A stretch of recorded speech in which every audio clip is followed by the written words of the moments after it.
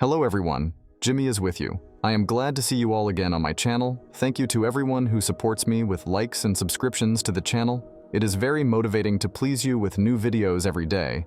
And so, what are we waiting for? Let's start. First story today from the user Twithlamon. Let's listen. Tonight my husband told me that he is thinking about getting a fairly large tattoo to cover part of his arm that he's self-conscious about. I hate tattoos. They are a major turnoff to me. I was silent for a bit, trying to process, then eventually said, "It's your body and I won't stop you." He pressed me further, saying he wanted to know what I thought.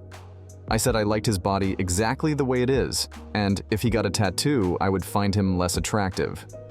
He said I didn't have to make up mind just now because he was thinking about doing it in a few years or so. I said, okay. I was pretty down because all I could think about was him getting this tattoo, and knowing I have no right to stop him, but also knowing how much it will bother me. He realized my mood was off, so he asked me if I was upset about the tattoo. I said yes. He told me that he doesn't understand why it's ruining my night, because it's something he might do in the future, not something he's going to do now. I said I knew that, but if he decides he wants to go ahead and get it, I'll have no right to stop him. And what if I no longer find him attractive to the point where it ruins our sleep life? It's not something he can get rid of, he said, saying that was mean and uncalled for. I said it's a legitimate concern of mine, and he wanted to know what was bothering me. Now he's really upset, and I'm upset, and we're both miserable. How do I fix this? Author edited the story. I was assaulted by someone who had a tattoo in the same place my husband wants one.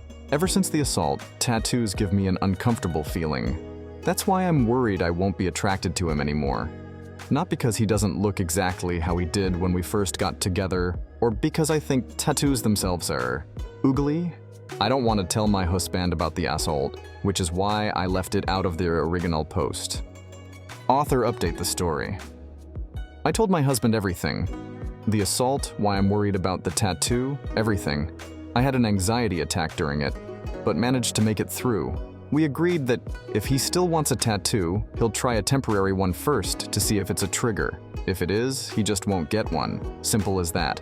The way he put it was, covering my insecurity isn't more important than you feeling safe.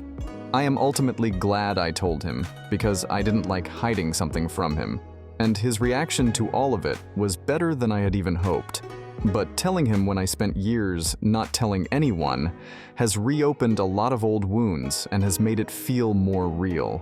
So to everyone who acted like there is some right way to handle the after effects of being the victim of a violent crime, seriously, stop.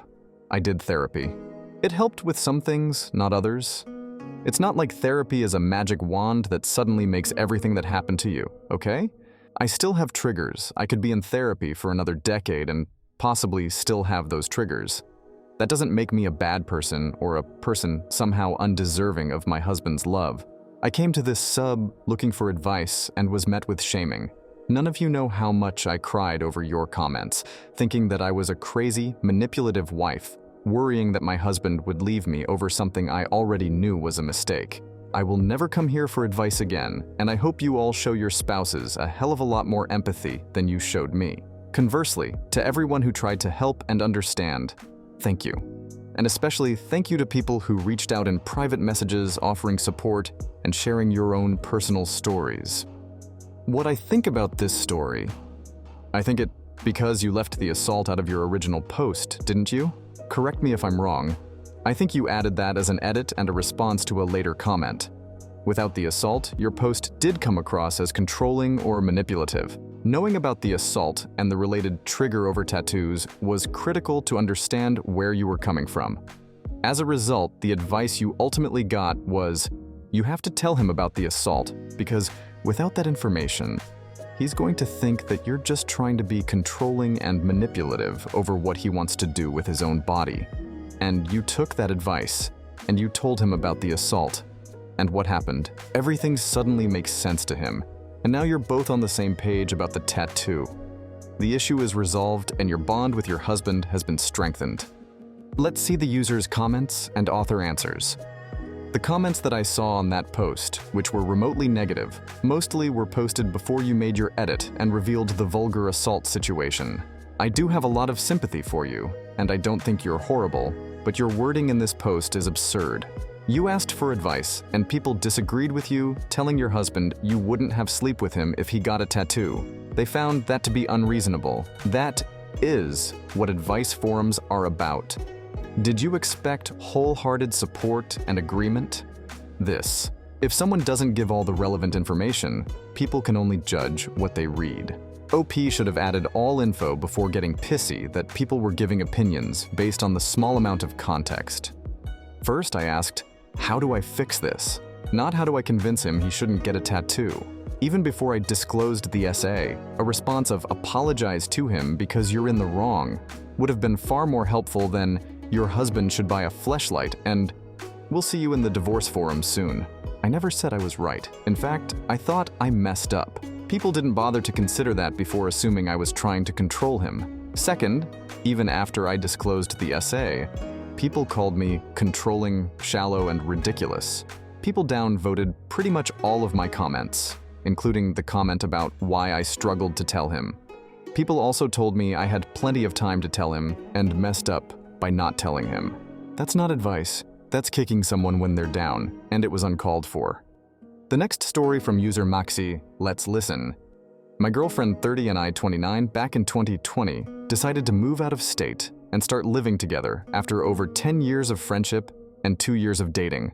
We got an apartment space with her college roommate, who we were also friends with, and it was a long adventure of learning to live with someone, adjusting, compromising, and understanding how and why someone lives the way they do.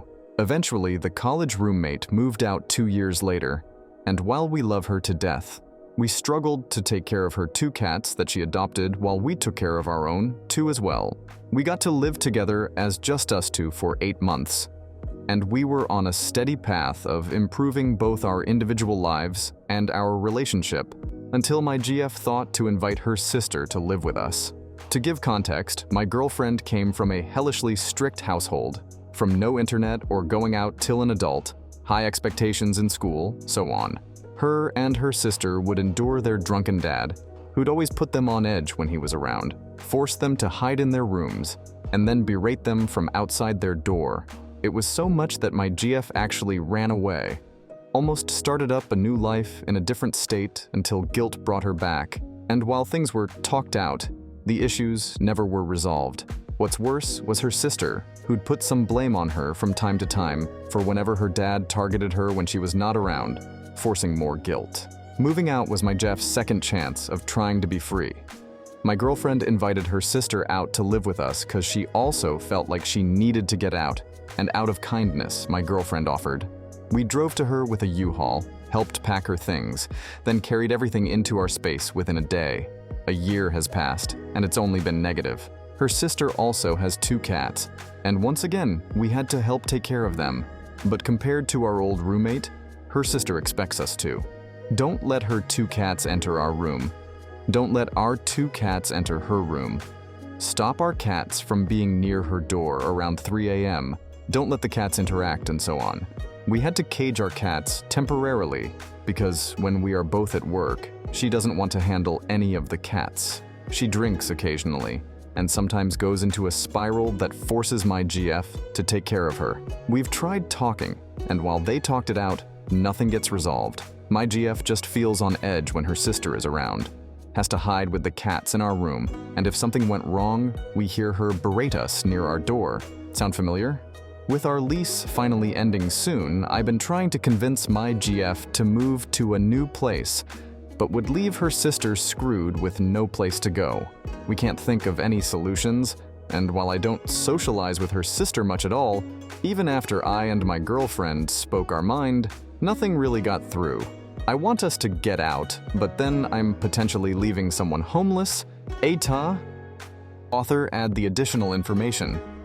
Thank you for the long written advice. I had just shown my girlfriend this post, and we've been reading together the comments so far, and she's both happy and sad to hear it, as some of the things I have already said to her just in a different way, but she needed convincing that this is the right move. My girlfriend is strong, like so strong. I remember she was involved in a carjacking, and it took her months to finally be vulnerable and cry about it, so it hurt to see how often she cried throughout this whole year. More than I have ever seen my whole time knowing her.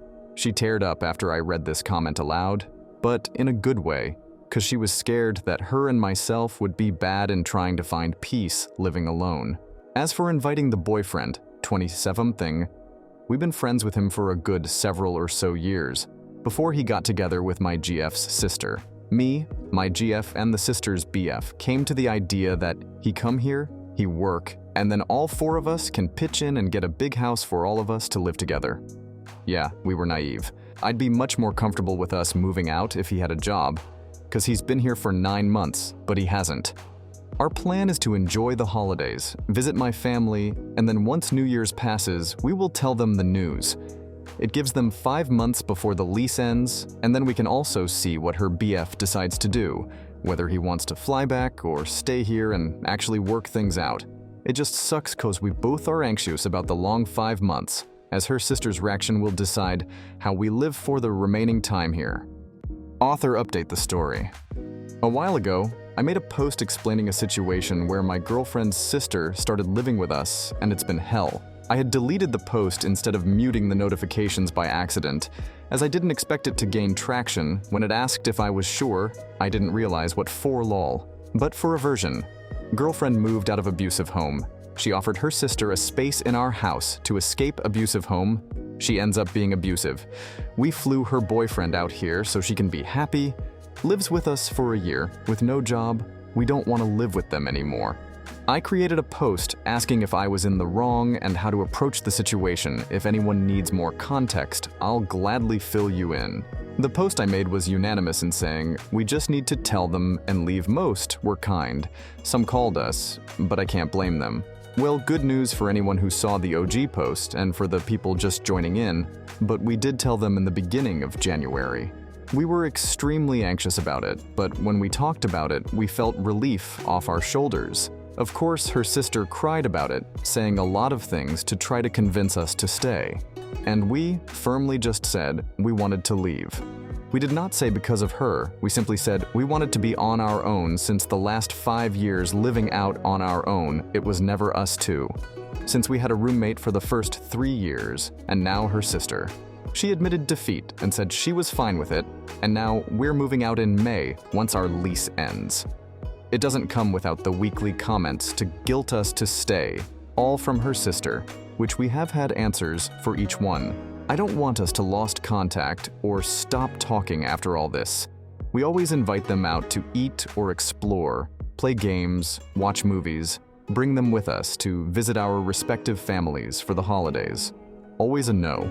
Doesn't help every time she does try to talk to us, it ends in her guilting or blaming my girlfriend. It's hard to find a job nowadays. I don't know if boyfriend's name can help me with paying for a new space. It's now been 1 year since he's been here. We can say for certain he only applied to one place and gave us no update.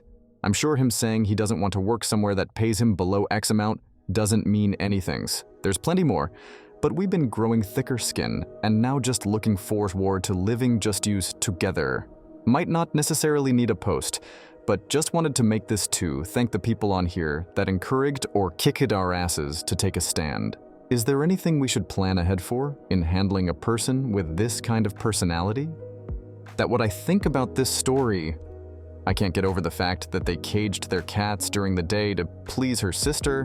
Why didn't they let the cats in one room or just let them roam?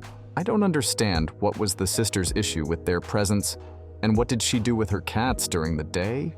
OP and his GF are huge unwise. They would rather neglect and abuse their pets so they don't have to stand up to the sister. Poor cats.